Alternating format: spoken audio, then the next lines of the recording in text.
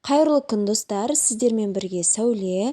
Бүгін лаваштан керемет таңғы асқа арналған тағам дайындайтын боламыз. Ең алдымен бізге колбасаны 4 бұрыштап турап аламыз. Сырды осылай теркадан өткізіп алатын боламыз. Қызанақты 4 бұрыштап турап аламыз. Барлығын бір ыдысқа біріктіріп алатын боламыз.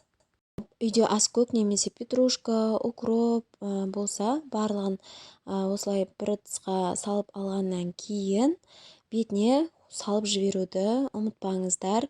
Сосын жарты қасық немесе осылай келтіріп дәмін тұзын салып аласыздар. Сосын барлығын араластырғаннан кейін 2 қасық қаймақ салып жібереміз. Сол кезде барлығының басы бірігетін болады. Ары қарай бізге лавашымызды дайындап алу керек. Осылай ұзына бойы кесіп алатын боламыз 2-3 жерден. Сосын ортасына салмасын салып, дәл видеода көрсетілгендей жасап көрсеңіздер өздеріңізге оңай болады. Достар, менің видеом ұнаса тіркеліп лайк басып кетуді ұмытпаңыздар. Түсінбегендеріңізді комментарийге жазсаңыздар, жауап қайтарамын.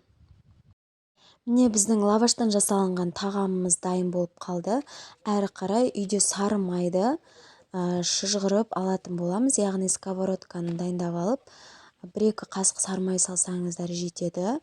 Сосын лавашымызды дайын болғаннан кейін жұмыртқаға батырып алуды, осылай 2 жағын барлық жиектерінің барлығы батуы керек. Батырып алып, сковородкамызға салып, қуырып алатын боламыз 2 жағында.